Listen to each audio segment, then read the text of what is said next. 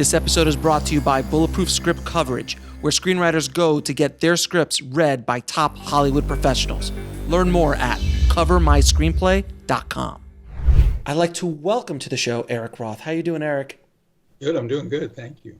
Thank you so much for coming on the show. As I was saying earlier, before we got on, I am a huge fan of your work over the years, and during my formative years in the video store, some of your early works I watched, like Suspect and Wolfen, and a couple of those things. And I just had Whitley on another show another podcast. Yeah, a wonderful writer. Yeah. Oh my God, wonderful human being. I loved, that was a special job for me. I came on to rewrite it, and Michael Wadley directed it. Mm-hmm. And a quick story, and stop me when I tell too many stories, but it just relate to my age, I think, more than anything. Michael, I remember watching a movie called The Man Who Skied Down Everest, and it was about a Japanese guy who went to climb Mount Everest and then skied down. It wasn't really so much skiing down. After a bit, he opened a parachute and he parachuted down. But I said, wait a minute, somebody had to be the cinematographer on this. Who filmed this? Michael Wadley. And Michael went on to do Woodstock. And then I met Michael on this, which Alan King was the producer. It was really an interesting movie. The whole movie was kind of interesting. Albert Finney and everything else. Oh yeah, it was it was a remarkable. Good movie. Yeah, going back through some of the older films that you at the beginning of your career, I started seeing the cast. I'm like, oh my God, is that James Earl Jones? Is that Danson? It's like they're young, they're kids. It was amazing to watch. Exactly. Amazing. Yeah. So how did you get into the business? Well, I think a few routes. One, I went to. Let me see which way I could tell this tale. I went to Columbia University as in graduate school as an English major, and I started to find myself gravitating toward kind of making short films, and so I switched over to the film department, and I still took a lot of English classes because writing was what I wanted to always do, I got to be crew on a bunch of very independent movies, literally with Bob Downey Sr. Wow. Movie called Babu 16. They were very busy. A lot of movies being made from a place called the Millennium Film Workshop, a guy named Ed Emschweiler, and a lot of experimental filmmakers, real New York guys, and everybody sort of switched off crews and things on those. And I was busy. I was making some shorts, and I thought I wanted to be a director, and I actually had an opportunity to do kind of compete for something at a thing that was going on at USC with a little short I made, and it got me a little bit of a cachet in that sense. But the thing that was a big difference in my life was that I was at UCLA and I entered the Samuel Goldwyn Writing Award, and I had written a script that I actually tied with Colin Higgins, who wrote Harold and Maude, and then went on to write. That was his script, and he went on to write 9 to 5, and I think he died of AIDS. I'm afraid to say, but he was a wonderful writer, and it literally was the day after my first child was born. I was quite young, and the $500 paid for the baby. So I won for the Goldwyn Award, but more importantly, it got me an agent.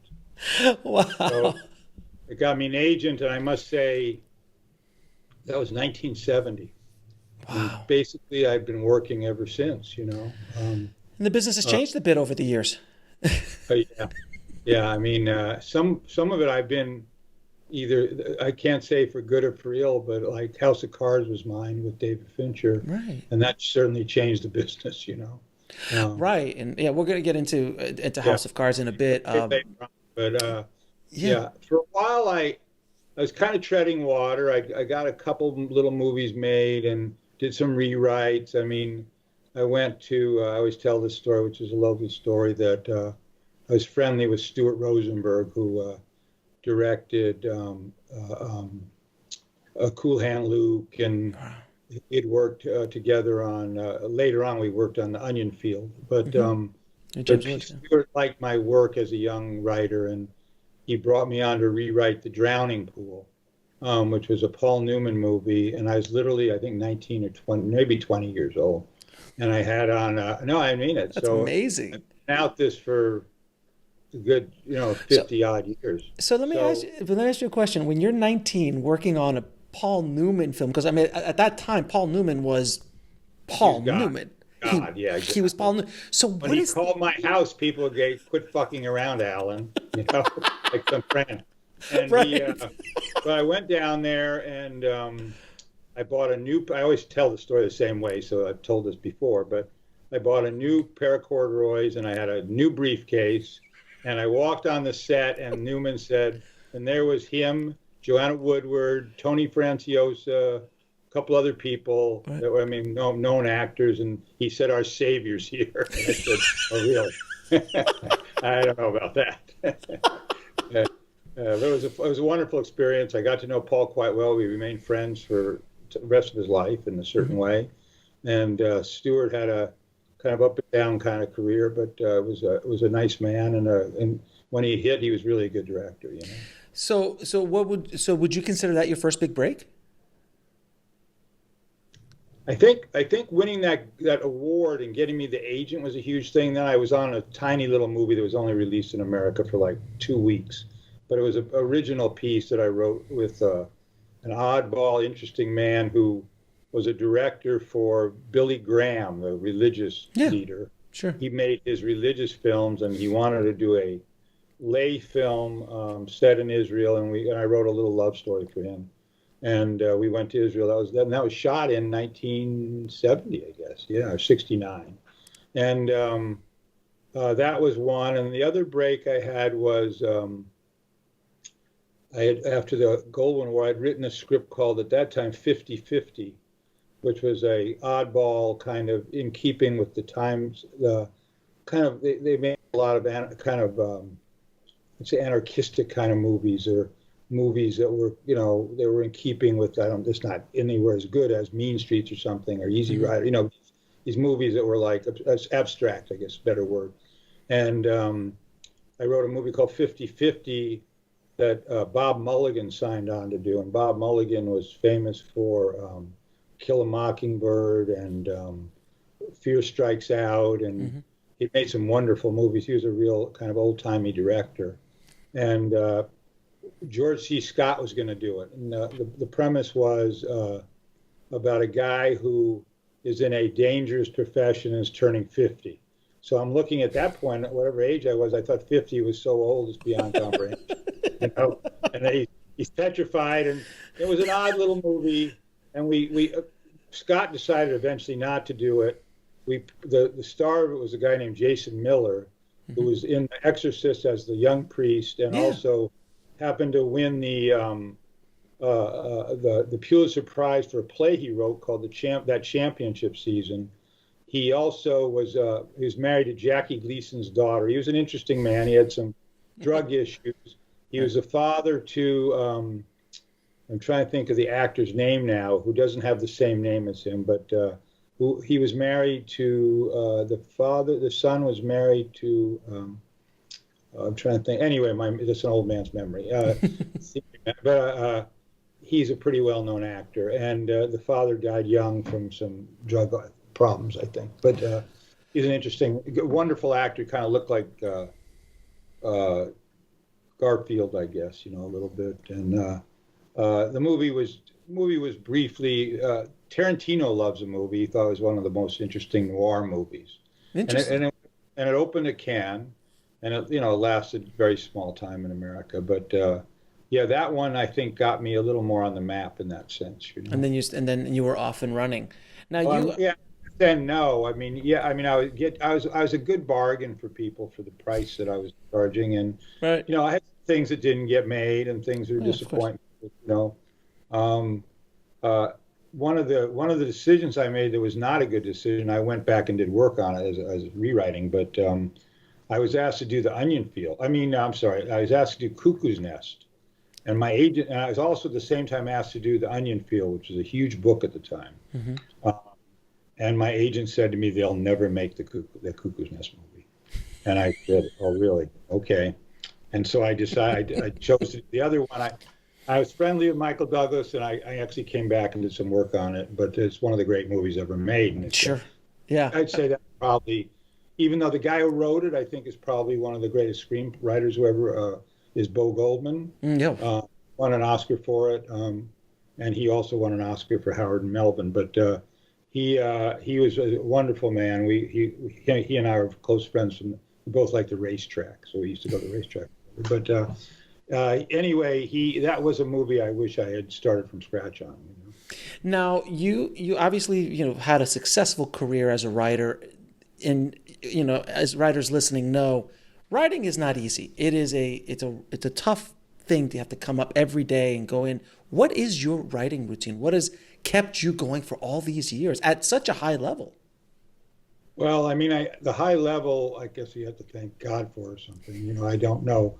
Whatever alchemy makes up what makes you maybe good, and not, believe me, not so good in many places too. Mm-hmm. I've had a number of failures where I thought they were good, and most I think I could blame me in most respects. One I think I blame a director on, but but I always tried to pick things that would have some lasting quality. I mean, I may have been wrong, but mm-hmm. I thought these things that will kind of attribute to me well when I'm getting to the end of things, and you look at the credits I have. So I've been lucky that way. I've worked with everybody from Kurosawa through Marty, through Spielberg, so I've been lucky with incredibly talented filmmakers. What did you work on with Kurosawa?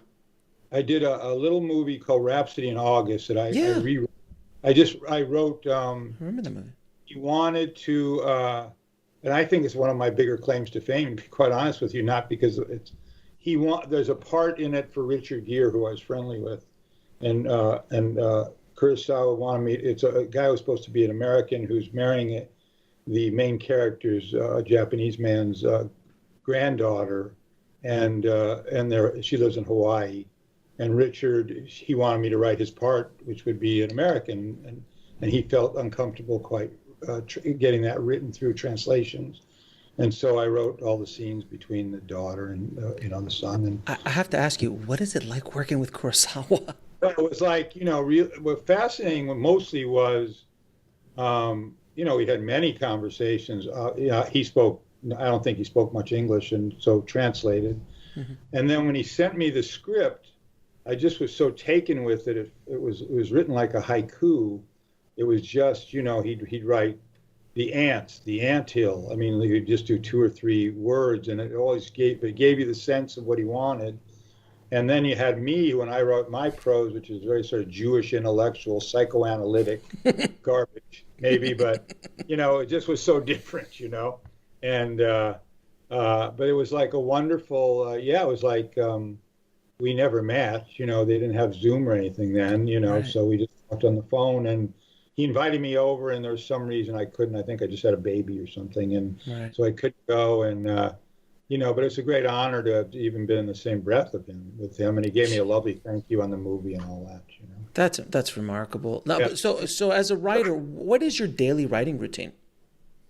I sort of look at writing as a job in a good way. I mean, I'm always thrilled to be able to sit down if I can create, and I look at it as a great adventure, a journey, all those things, all those kind of cliche things, but it's always true. And I get to be alone and, sort of dream and try to make those dreams come true. I do it I'd read once, and I don't know if I didn't copy this, but I read this about John Cheever, and I've told this story many times. He would get up at let's say 8 o'clock and take a commuter train in from New York from Long Island, and he would go to a basement, little tiny basement room that he rented as his office, in quotes, with the boiler and everything. And he'd take off his pants and he'd take off his dress shirt, and he'd sit in his underwear and work. Okay, so he worked till 12 o'clock. This is the story, whether true, but I like it's a the visuals are fantastic. Yeah. He'd get at 12 o'clock, he'd put his pants back on, his shirt, tie his tie, put his jacket on, go out and have a one martini lunch. He'd come back at 1. He'd work till 5 with his clothes off again, put his stuff back on, neatly folded, put it back on, go and take the commuter train home. And that was his, as if he went to work. He came in for a job. And that's how he looked at it. I think you'll find most writers, not all, but most writers have some schedule. That whatever it is, could be goofy. They might write in the middle of the night. They can write things in a month. They can write things in a year. But there is some kind of, so I'm very scheduled. I start about 8 o'clock and I'm done by noon or 1. Then I dick around in the afternoon. Then I go back to work in the evening, not for very often, unless I'm really feeling it. And sometimes I don't sleep much. I get up in the middle of the night and do it. So, but I find it, I find it mostly a joy in a way. In other words, I love that. And obviously if you're successful, it makes everything so much easier. You actually can not have to judge yourself against everybody else and start feeling the pressure of what's the next job and all those things. So it's easier for me to say, but that's my schedule. I mean, I've talked about this a lot also. I work on an old movie. I don't have final draft. I have an old program that it requires me to have a DOS-based per computer. So that's how old it is.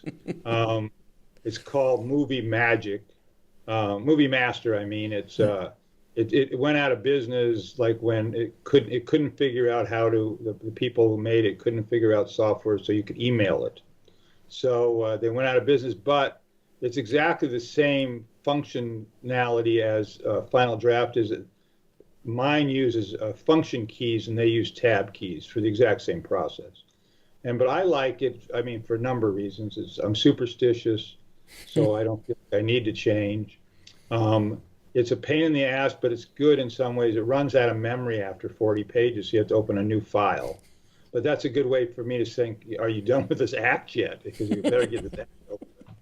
And it's also very safe because it's not on the internet or anything. So, because I've had stuff that they've come to take out of here that they were worried on my hard drive and all. Right. But the other funny thing about it is, and I don't know why I did this, it's just because I'm such a Luddite. You should have a white piece of paper that you're typing with black type on, right? Like a typewriter you want it to look like, I guess. And I, for some reason, have a black background with white. And I can't Like tell DOS. you why. But I'm used to it now. So, so at some point, the thing goes over to the production company if they're going to make the movie, and they turn it into their final draft. And then I really don't even have the script anymore. Any changes I make, they have to go retype them, or I have somebody retype them into final draft. Very cool. Now, Yeah.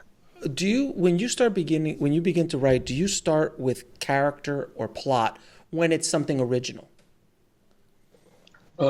Even what's not original, I start with actually what I call theme. Okay.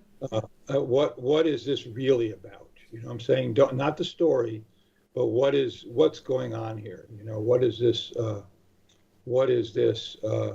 And then after that, I'll lock up the story, and then I'd say character and story would be the same to me, of incredible importance. And I'm very diligent with character because I think they all should sound different. I always tell a story about how I rewrote a little movie for Michael Cimino called what was it, with Mickey Rourke, Year of the Dragon. Year of the Dragon, right? And I got to be friendly with Michael, and I saw that he had given Mickey Rourke a wallet, which had everything that was, the character would have in a wallet, like a photograph of a daughter. He supposedly had his draft card, whatever it was. And even down to like the detail of like a fortune he got from a fortune cookie, that he kept like some people do. And I'll bet you that probably Mickey Rourke never looked at it, but he had it in his back pocket. And he knew it was there. And that's how I look at characters, so that you have to have every understanding of the psychological portrait of the guy. What does he sound like?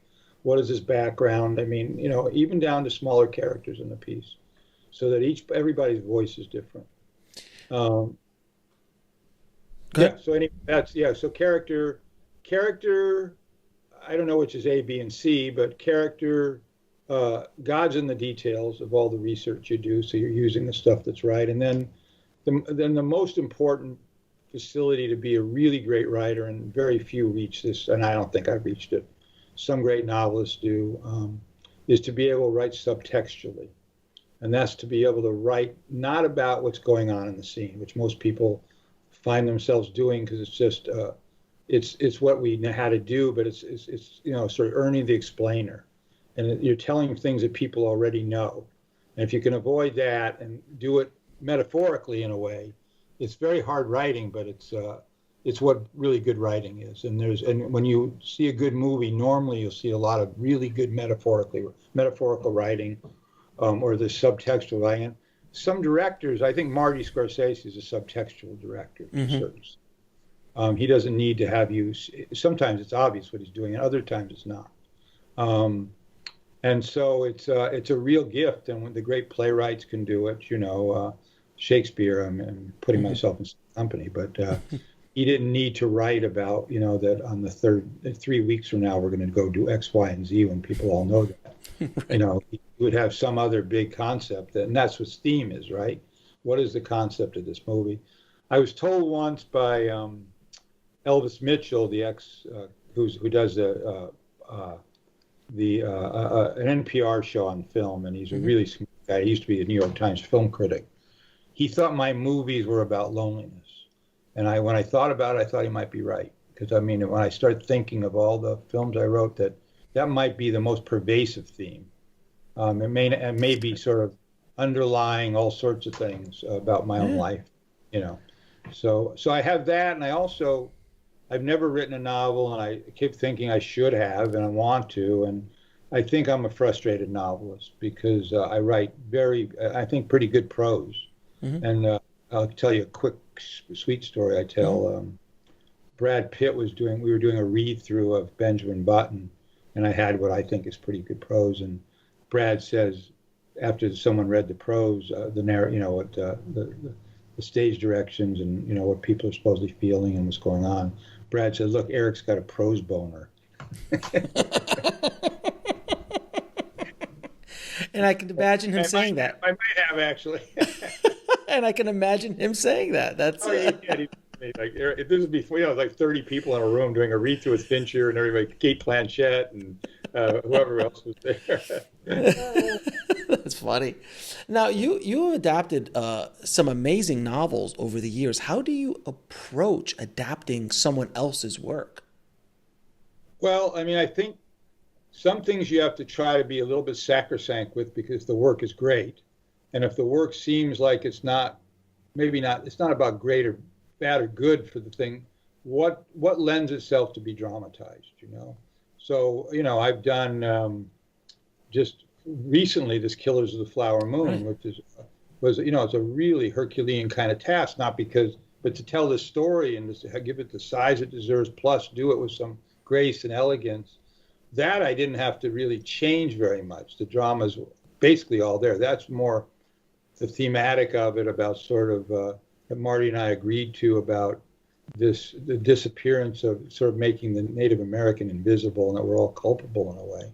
But also the characters were all laid out, and how do we have shadings with each of them, but I didn't have to invent I had to dramatize certain things, but other books are more problematic and different. Like Dune was kind of hard.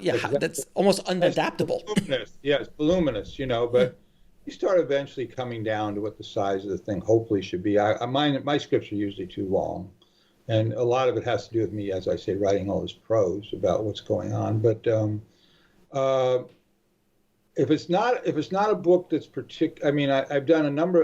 A lot has been, but I consider a lot original writing. So Benjamin Button's a good case because that was an art magazine article that F. Scott Fitzgerald, bless his heart, wrote, and the article really wasn't very good. He did it. It was for Collier's, and he just did it for the money. He needed the money, but he had the idea of a guy aging backwards. It's a great concept. Yeah, which is a wonderful concept. and what does that mean? And then you can get into the theme of the piece, which I think is, for me, it was like, well, who are the people you meet along the way of this journey? You know, either whether you're going forwards or backwards. He, but that I started just from scratch and inventing what the story was, you know, because the story he had was nothing that worked for me, you know what I'm saying? And it really, anybody who reads it, no matter how much you love Esquishel, will say, maybe my story's not any better, but his story was not something you write home about, really. It was just a job for him, as best I can tell. Forrest Gump, the book, was kind of farcical to me in certain respects, and so I made it, and it failed a couple times. Other people had tried it and had no luck, so I had sort of free reign to do what I wanted with it. And so I just took my imagination where it went and came up with a bunch of things that he said that people seemed to latch onto, you know.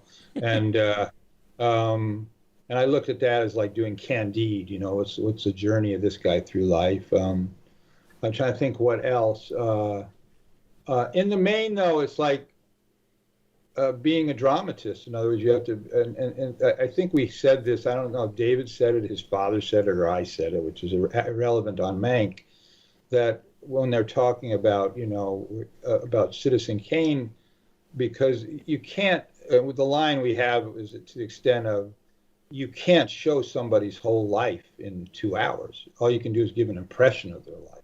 Right. That's, you know, another part of it. So no matter what the book was, if I adapted it, was to try to do the best to tell the best story, you know. And yes, Star is Born, I think, is adapted, but we started from scratch on that one. You know, we'd have to go over all whatever movies. Munich was pretty close to the book. I don't think there was, except for adding some more kind of some ingredients that weren't really dramatic per se, but were dramatic in the sense of the way Stephen can do things, with trucks being stuck while little girls on the phone, and It's you know, classic, that kind of genre stuff, which is not wrong, but it's you have to come. That stuff was invented, a lot of that. Now, you mentioned Forrest Gump, because I mean, obviously, you know, Forrest Gump, by the time you started writing Forrest Gump, you'd already been 20 odd years in already. So you weren't, you know, you weren't a kid anymore. So you were a very seasoned writer at this point. But I think that Forrest Gump, at least to that point in your career, was a hurricane. I mean, it is a cultural milestone. It is in the zeitgeist. I mean, people still constantly say all those lines, you know, you never know what it like, you know, all the chocolate, life's like a box of chocolate, and everything, all those wonderful catchphrases. And for people who weren't around to experience it in 94, younger screenwriters, in 94, I mean, 94 was an amazing year. Pulp Fiction and Forrest. I mean, it was I think, hell of a I year. mean, it's like, you know, talk apples and oranges, you know. But right. If you want to talk great art, I would go with Pulp Fiction. You know what I'm saying?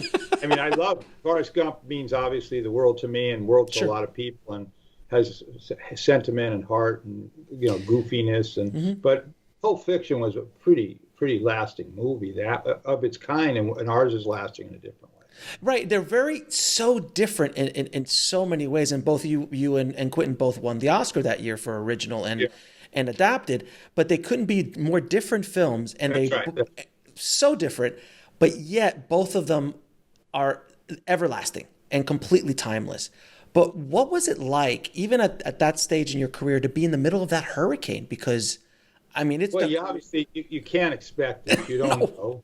Right. You don't have no clue. I had met Tom Hanks pretty early, and we were going to do something else together, and then I was offered that book, and I said, "What do you think?" He said, "Let's go for it," you know. And that was that was before Robert Zemeckis jumped on board, or was Robert? Yeah. It was actually there were 2 or 3 other directors that looked like they were going to do it. One was Barry Sonnenfeld, one was Penny Marshall, and Steven was very interested in doing it at one point. But I had the advantage of knowing Tom was going to do it. If he was a star, but not anywhere. He wasn't quite Tom Hanks yet. It wasn't post Forrest Gump, like post Forrest Gump. Tom. This was pre Forrest Gump, and he was actually, I think, when I met him, I think he was filming. Didn't he do Philadelphia? Wasn't he doing Philadelphia? No, he'd done that, but even before. But when I met him, he was doing the Ron Howard movie Oh, with about the mermaid. oh yeah. Oh God, Splash. Splash, Yeah, Splash, yeah. Splash. Yeah. Oh, And that I was think yeah. that was his. I think that may have been his first break from television, Bosom Buddies or something, I or think he close did to it. it close to it, but that was his big break. That was Splash. Yeah, Splash yeah. blew him up. But as big as he was, he was. I mean, Forrest Gump was hard to get made because It's I wrote a script. I wrote a script that Warner Brothers wasn't keen on, didn't quite get it, and fortunately for us, the producer Wendy Finem, a very good producer, she was like 24 years old though. She was married to Mark Canton, who ran the studio, and was able to get it in turnaround. Otherwise, I don't think they'd ever put it in turnaround. And we took it to Paramount, and Brandon Tartikoff, who was at one point the president of NBC, really nice man and really smart. He was then the head of Paramount, and he agreed to do it. I mean, to develop it. And Tom came in and pitched the whole thing. So it's easy for me having to sell it with Tom sitting there saying, because I'd say, and he's sitting on a bench, and whatever we had envisioned at that point, we hadn't written it yet. Right. And Tom acted out what we had talked about, and Brandon said, "Great, you got a deal." And I did whatever work I had to do, and then we went out looking for directors, and then Zemeckis came along. He read it and said, "This is for me," and he was obviously wonderful big director, and that was amazing. So Yeah, and then it was off and running, and I mean, obviously it was just such a cultural. God, that year was such an amazing year. we didn't really know, No, 'cause of course not. No, but and also because there's a lot of fights about the money, about what we could film and not. I mean, because there's fights with the studio. I remember Bob saying there's a lot of blood under the bridge. He said on this movie, and he did everything known to man cleverly to get around some of the budgetary restraints. He would take a crew on Sundays, just literally 4 or 5 people, which would be Tom, cinematographer, I'm making up, himself, and a couple of production people, and they'd fly off to go. That whole run was done on Sundays. They'd fly to Maine we were in South Carolina.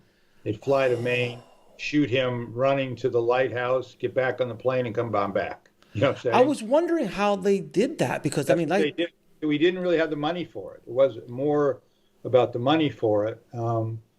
And we thought this was pretty special, but we also thought we could just be drunk, it's tough. It's tough. Yeah, when you're in the middle of It's so oddball, this movie. I mean, in other words, it was. I've done substantial movies where you could kind of get a sense of, what's solid about it, and you couldn't tell on this one. So when we got done, we started. When Bob was finished, and he started previewing it, and we had he always did previews for his movies in a very small theater at Paramount, and then a little bit larger theater somewhere, I think in the Valley, and then a big theater in San Jose. And we had incredible reaction in the little theater, and with whatever we got, of test screening, and they were like humongous numbers. We went to the one in the Valley, I think it was, as my memory serves me well. It got incredible numbers. And everybody started getting a little nervous now. And there was really almost no criticisms of the movie, and everybody just was delighted with it, and had 18 million favorite moments, all the kind of things about feeling good about Forrest Gump. And then we showed it up in San Jose to a huge theater that had like a balcony, and I don't know, it must have seemed like it held 3,000 people. It probably didn't, but I remember sitting in the balcony, and you could see down it. It was one of those theaters that didn't have a middle row, so anybody getting up to go to the bathroom had to walk across like 30 people, or 50 people. Anyway, we were flying home. We were on a Paramount plane, and either Sherry Lansing, or who was the president then of the studio, wonderful woman, or John Goldwyn, who was her second in command, was looking at the cards, and he did percentages and all. I said, "You just went into Raiders of the Lost Ark land," because there was like 98%, 99 yes favorable, and they knew now that we had something that was a monster, based off of and that. you still couldn't know, but they did a magnificent marketing job with that Oh, poster, things like that. And then I knew I was in business when I went in the race. I was in the racetrack, like getting in line to bet, and I heard someone say, do the accent. I won't, he's doing Forrest Gump, right? And I said, okay. now I've heard. I mean, over the years, I mean, I've talked to every screenwriting guru, so many different screenwriters, and one constant thing that it's always talked about is, in order to have a story, you need conflict. That's what gets the story across. And I remember one day in film school, my screenwriting instructor said, you always need conflict except for one movie that pulled it off, and it's Forrest Gump. Forrest doesn't have any conflict. And I want to ask you the question, because Forrest just seems to be, the world around him is conflict, but he himself, and when you start analyzing towards the end, there is a little bit more conflict, but I just want you to kind of analyze that. Well, I'd say if you want to, yeah, I think that's true. I mean, it is Candide. I mean, there's been a number of other things that are like Candide where people take a journey and the conflicts within the journey. But it's also sort of the conflict, is he going to get from point A to point F? And also, I mean, the other thing I always felt there was a conflict was about the fact that he wanted this girl to love him. So you have a love story. So the love story would be the center of the piece, I guess. And then these other things he believes in, his mother and God, and where is God betraying him? And, I mean, it's like, I would say, a more sophisticated version. I'm not saying better or worse, but it was like Being There. Right? What's the conflict in being there once he steps, there's an initial conflict of a guy who, is having, certain issues, he has mental issues, and intellectual issues, and he steps into a world that he's just fine with, where he says things and everybody thinks what he's saying is the most genius thing ever said, and they all run. But so Being There was like that. No, we didn't have the normal things. You're going to get thrown out of your apartment, and that his mother, was going to, lock him up, and we didn't have any of those things, So that those were mostly from the book. I mean, nothing was different in that way from the book. I mean, that was just his story, and I think there's, I think that's, the other thing the other rule was never use voiceover. I mean, one of those guys who teaches those things. Well, all the great filmmakers ever, including, if you like, Forrest Gump, uses voiceover. Marty has voiceover in every movie he's ever made. Shawshank Redemption, not so bad. Not so bad. Yeah, exactly. So I'm saying that I always found that funny. Who's the guy, the famous guy who wrote all the books about writing? I think it was Robert McKee. Robert McKee, and he said never use voiceover. God forbid if you ever use voiceover in your script.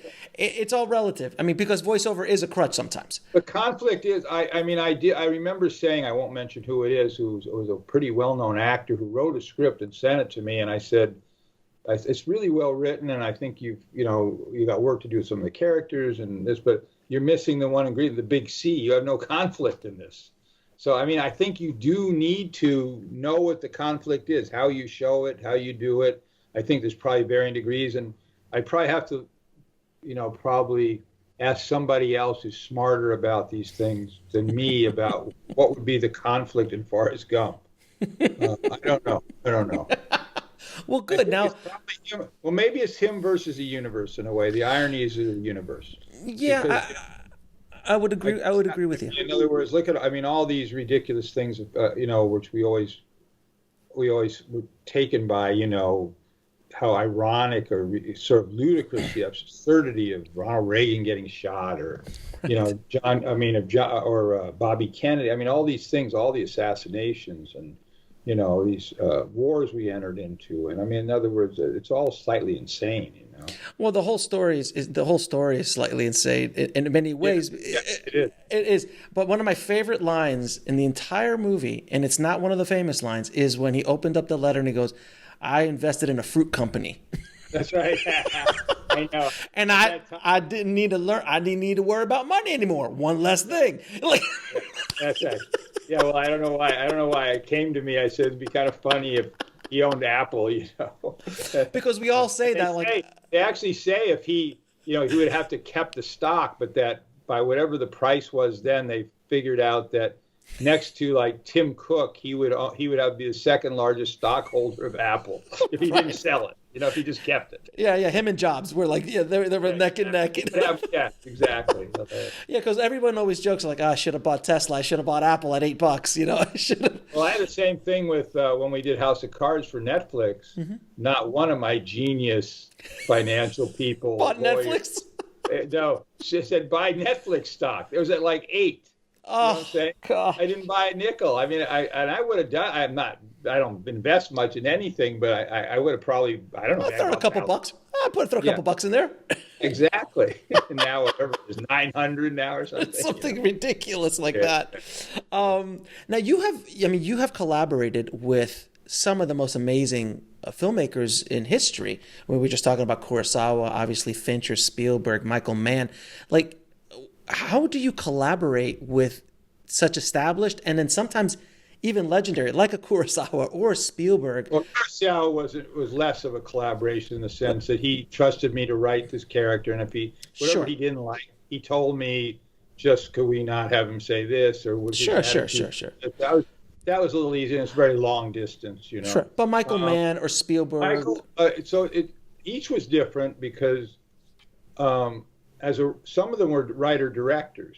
Right. So Michael Mann was a writer also. So we had a shorthand together, and he's a tough guy, and we fought like cats and dogs about stuff. But I can hold my own, and I also believe, to just be honest, that it's not capitulating. But I think you'll find, let's say you have my way, and you'll have Fincher's way, and it doesn't have to be the highway. Then you know what I'm saying. There might be a third path that makes you feel you've created what you felt was accurate and right for the material, and so does David. David's a little tougher. David's very logical about what he wants, and nothing wrong with it. Whatever one line is said, that whatever comes back has some logic to it. It's a response. I'm a little more fanciful in the stuff I've done, so I never looked at things that way. Michael Mann is a wonderful writer and very analytical. And he came up with a great thing for The Insider, which it turned out to be, I think, needed. And I would have never thought of it. There's a scene early on, and we were talking earlier about, trying to write subtextually as opposed to expositionally, which is just bad writing mostly. But Michael felt we needed to lay out for the audience quite early what were the impediments to this guy, and what would needed to be accomplished. So we have a scene set in what's supposed to be the CBS kind of kitchen where they're having like a lunch, and it's all exposition, which is not something I'm wild about. But he said, we need to get this guy a lawyer. We need to get this guy that. We need to go talk to this guy. We need to get him out of his contract. In other words, and those were the kind of, Michael was analytic about, these were the kind of points the dramatic points we were going to have to overcome to become where the dramatics worked for the movie succeeding. And it's a wonderful movie. Yeah, and I've had so many people on the show that has worked with Steven, and I've just found so amazing how many careers he's touched.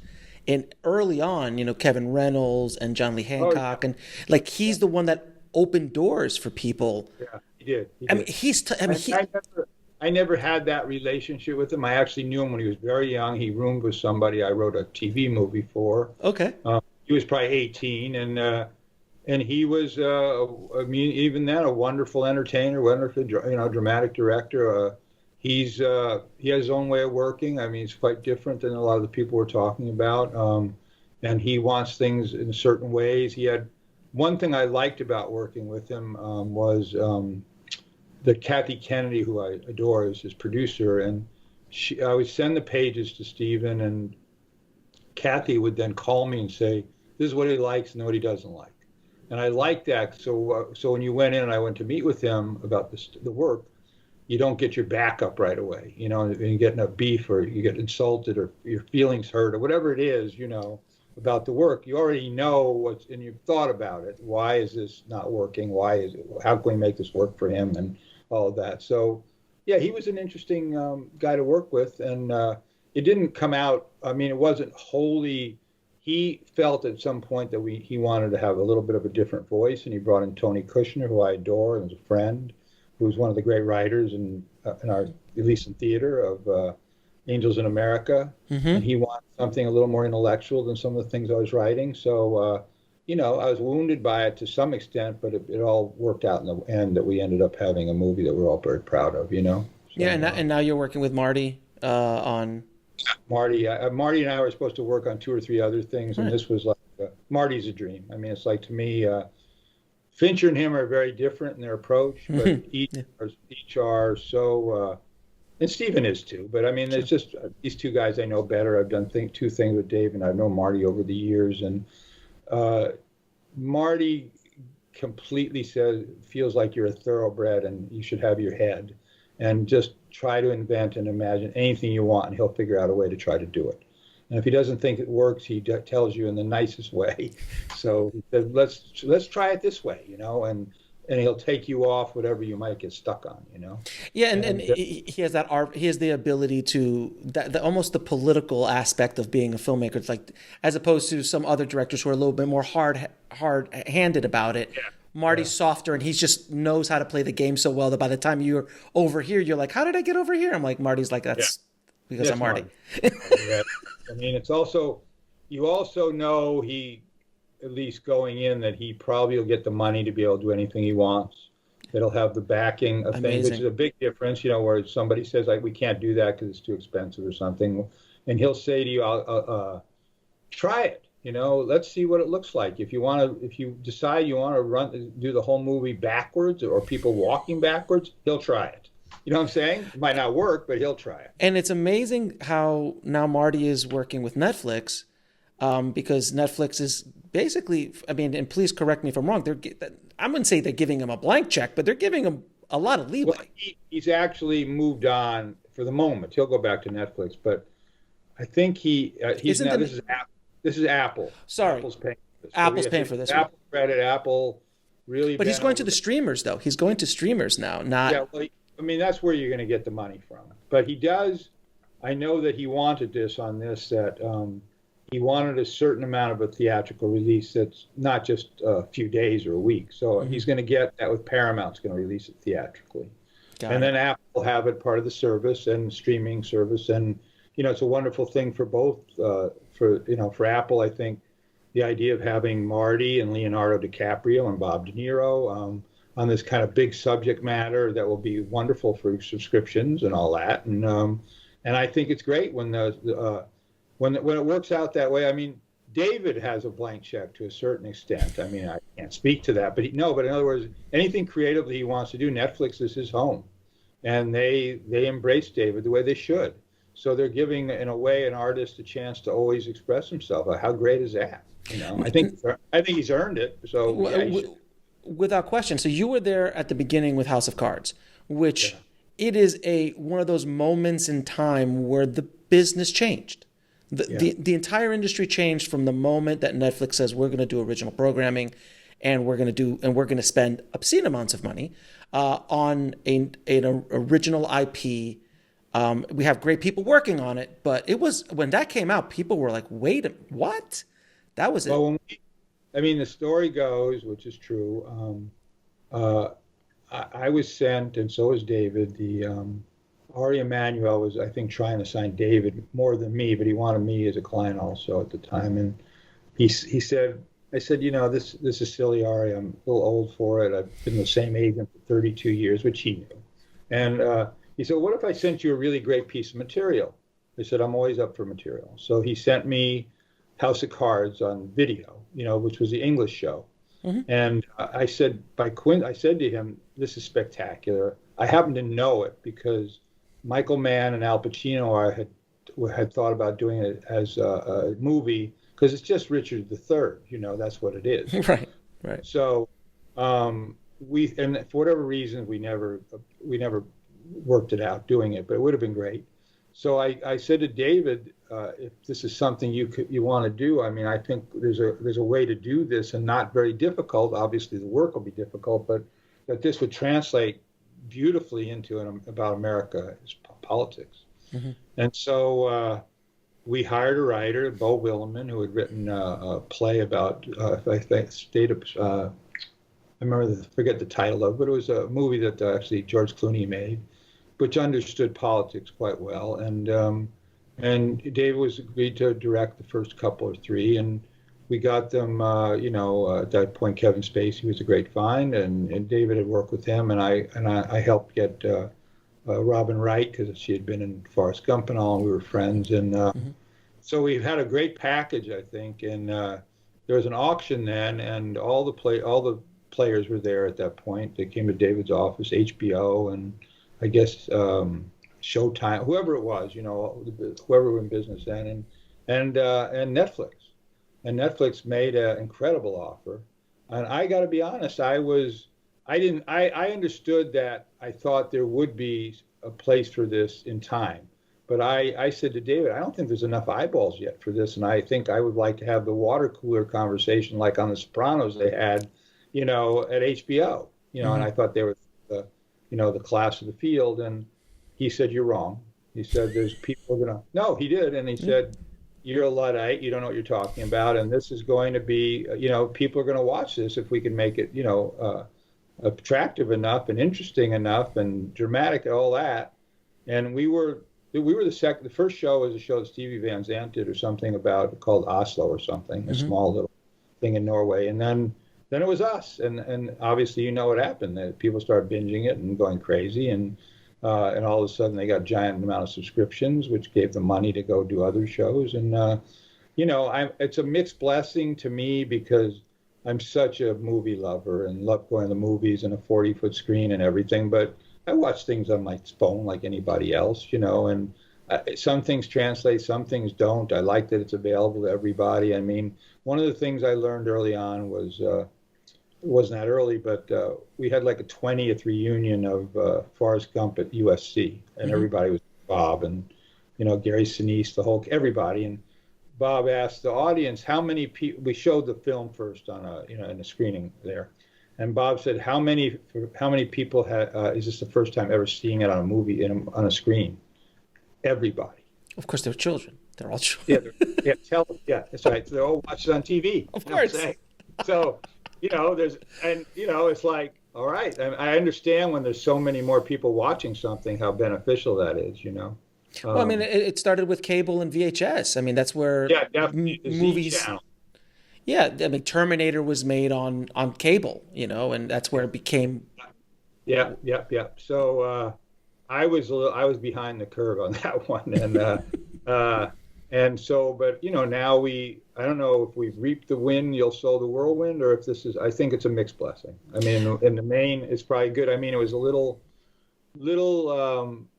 disillusioning to me that they and particularly the way they handled it about Dune going right to day and date with being on the streaming service the same time it was being released. But I think they're going to rectify some of that. I just read the article this morning that it's going to be a 45-day window. So they are going to do a 45-day window on Dune. I just literally read it this morning on trades. I'll have to call my agent when we hang up, see if I can get some money out of it. Yeah, so it is going to be, from what I read on the trades.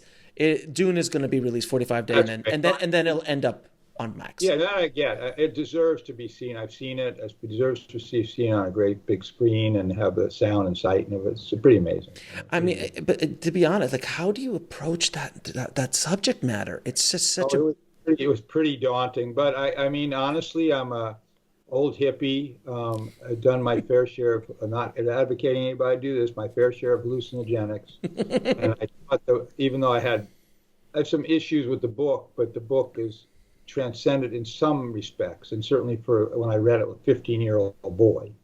And I felt there's a spirit to it that I could probably capture and take you to places you haven't really thought about or seen. And I wrote a big, full, fat draft, and it needed cutting down, and Denis Villeneuve did that wonderfully. And then I think they brought in another writer, because I've moved on by then, to kind of even more grounded. A guy named John Spates who's really terrific. Mm-hmm. And so the three of us, I think, ended up creating something pretty amazing. And then Denis, obviously, I think realized, and for what I saw, as a piece of real work of art and really a wonderful adventure and everything else. It's pretty special. I mean, I would tell you if it wasn't. Yeah, and I have a feeling that you would. I'm very honest if I don't think things work. Now, also, when you were going to tackle Star is Born, I mean, that movie's been remade, what, three times This before was the you? fourth. Yeah, this This was was the, the fourth. and every time it was a hit, from what I Yes. understand. And it was Yes. always like this kind of cultural touchstone when it came out. Yeah. And Yeah. then you've got Lady Gaga and Bradley Cooper, and Bradley's the director as well. First So, time director. first time director. So you've got this. How do you approach telling that Well, they story sent again? me. Well, I mean, it was interesting. That was kind of a challenge. Not the work was very really challenging, but I don't know. I hadn't had a movie made, and I was so used to getting movies made like every 2, 3 years, and I hadn't had a movie made. Maybe it's 3 years, maybe a little more. And that movie, even though it was nominated for an Oscar, Extremely Loud and Incredibly Slow, was not that well received either critically or box office, and it was a disappointment to me. And there are many reasons why I think I effed some things up, and I think that there were some decisions that maybe should have been made differently. But that's what happened. And they offered me The Star Is Born, and I said, "Is this a good idea for me to?" One, am I too old for this? I mean, not just to understand the culture and music, and be as contemporary as it should be. And uh, and they sent me a script which I thought needed work, and I said I kind of feel like I've got to start from scratch to some extent. There were some things there that were certainly good, and I said I'll tell you what, if they said you got to do it quickly, and I said in 6 weeks I'll have for you something new, and I think hopefully you'll like it. And I went to work, and Bradley was there every day. I mean, we would text each other in the middle of the night, and he was wonderful to work with, and had his own ideas about things, and we'd fight like cats and dogs, and which I do with everybody. And in the end, we had something I think which had the humanity that I think I can bring to things, and he understood, and I think was a great contemporary story. One of the really wonderful moments for me in that one was Bradley and I and Lady Gaga were working at her house out in Malibu, and it was the first time I'd met her actually. And Bradley had to go, and I was going to leave when he did, and she said, "Do I mind staying?" I said, "No." She said, "I'd like to talk about the character," and we did that. And I gave her I said, "Take a look at Moonstruck, how Cher played in Moonstruck, certain things." And I said, I'll do everything I can to make this easy for you, because she's acted, but it wasn't her, profession necessarily. Mm-hmm. And so I promised her I'd make things as conversational as possible in the script. That didn't have to be big monologues and all that. And then I was getting to leave. She said, "Do you mind if I play something for you?" I'm like, "Yeah, okay." So she sat down at the piano and she played Somewhere Over the Rainbow and sang it. It was like, "Are you kidding me?" It's like, oh my God, God just walked in. Really, it was like, get the hell. Maybe it was not so accidental, but it was like unbelievable. I mean, it was like one of those moments you just never forget. So a private concert by Lady Gaga at her house in Malibu. Gaga played some of the songs I was thinking about, and it was when I went and watched it with an audience, I was just so thrilled that people just really loved it, and they laughed and they cried, and the kind of thing that a good love story does. And and I think Bradley added immensely to it. He had some great ideas for storytelling, and he certainly made it feel real. And I think we did well together. Now, what are 3 screenplays you think every screenwriter should read? Well, I guess you'd have to start. I don't know, but that's one of those. What's the best movie ever made? It's probably 20. Sure. The 3 that come to mind. Wow, this is so hard. I mean, I guess you'd have to say Citizen Kane, because it has multiple points of view of one person. It's probably the first time that was ever done, and that's just fresh with me because of Mank. Mm-hmm. I would say Chinatown. Yeah. Because that's a movie that is all subtextual. Mm-hmm. You're saying 3. It's just so impossible.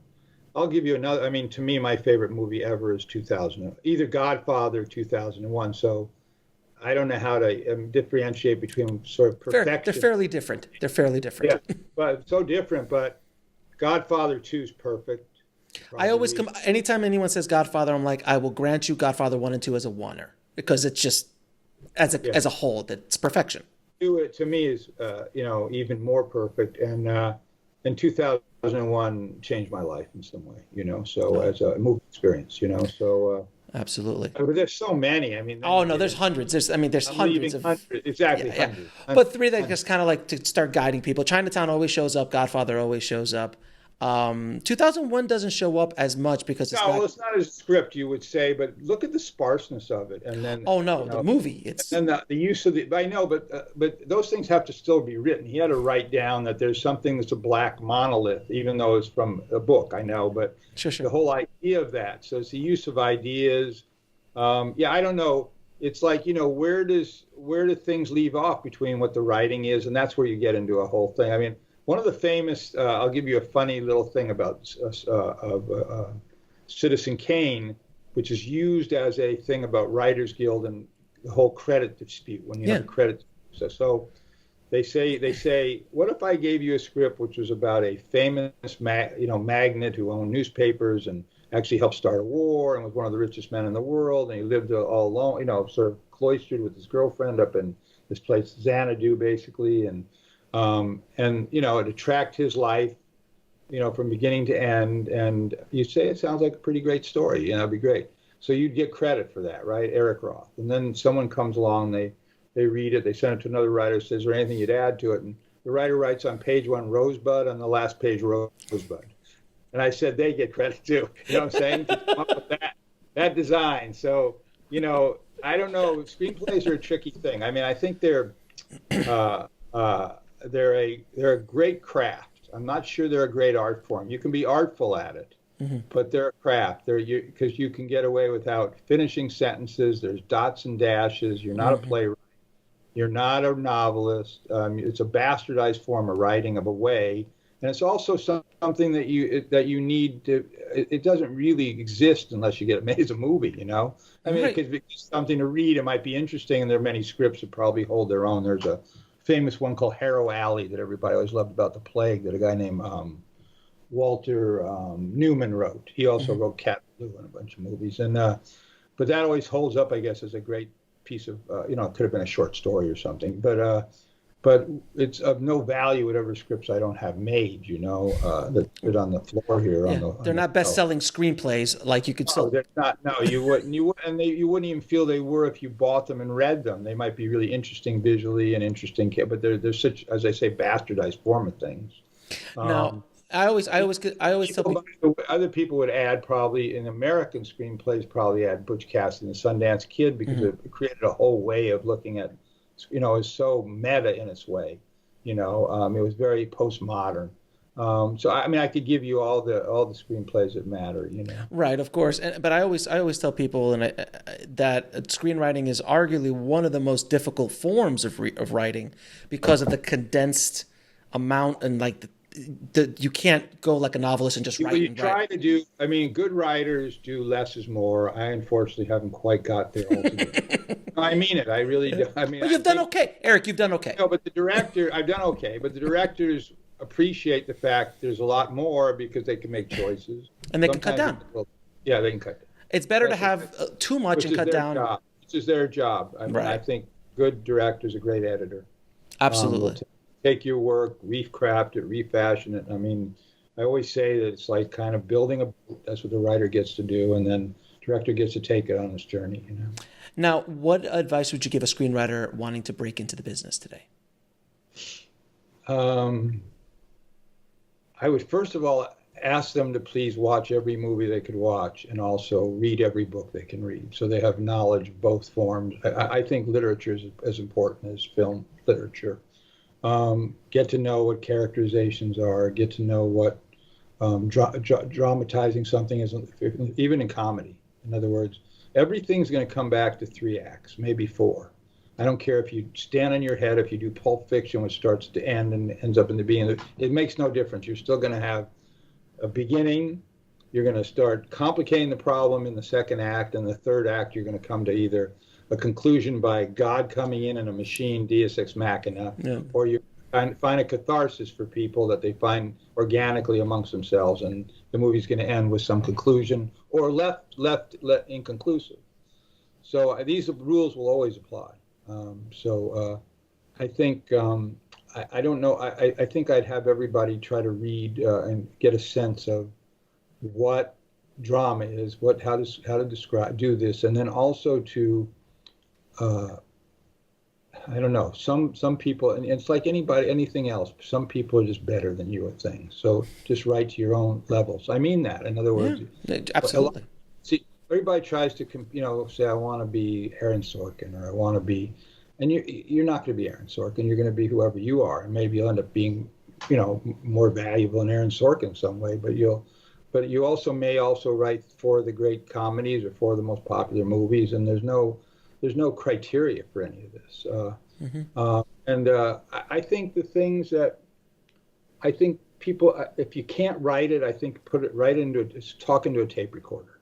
I tell people that all the time. We say, I want you to do my life story. And I said, you do your life story, you know, and talk into a tape recorder, have it transcribed, and all of a sudden you'll have yourself basically a basis for a screenplay, and everybody has something interesting to say about themselves and about their lives. So I think it's true when they say write about what you know, but I would say don't write necessarily what you know. I think write about what you know, but not specifically necessarily. It'll come in any. You can't stop from whatever you know coming into a screenplay. You And can't. now, and what is the lesson that took you the longest to learn, whether in the film industry or in life? Um, I would say in life that I don't need to always be validated. I mean, it's a whole world of that, wanting these trophies and wanting people, you maybe don't, critics or whatever you think, it's sort of telling you who you are, that you can be yourself without that. And I still haven't really quite learned it. I mean, I still have anxiety about things, why I do, I don't know. Part of it is who I am, about needing somebody's love, who I may not have gotten the way I wanted it, all that thing. Um, what was the question? Either the lesson that took you the longest to learn, whether in the film business or in I life. still think I'm learning this subtextual thing Okay. about the. I mean, and you'll find that great books have it. I mean, in other words, you Oh get it no. right. And Yeah. it's not something you can quite. I just don't think I quite. I get up to the line, and in many cases I can do it, and I can't quite always do it. Uh, I think also. I think I probably took too much time to write things before. I'm a little quicker now. I was a Okay. little too I was a little too precious with stuff, maybe. I always wanted it to be the best version of what this was when I turned it in, even though the next day you start looking at it and go, oh my God, this ain't so good. But the other thing is, if you can look at it, look, it's very simple for me to say, 'cause I get paid a lot of money. I get to live a great life. I get to meet with all sorts of interesting people, not only actors and directors, but get to do research on things that are worlds I don't know anything about. Get to be a journalist of a kind, and it's a struggle for. Look, I have people in my family who are struggling, who want to be writers, and it's like, and they just got to keep knocking their heads against it if that's what they want to be. And I know people who've had one movie made in 40 years and they're still writing. And yet that getting up and saying there's that blank page can be either incredibly frightening or incredibly liberating. And I think there's somewhere in between, and I don't think it has to do necessarily with being rewarded, but at least that you can finish it, and then see if you can get a reward out of it. I don't know. This is easy for me to say. I don't know. Yeah, I mean, I get it, but look, a lot of these core things that you're talking about, no matter if you've won an Oscar or you've just written your first screenplay, apply.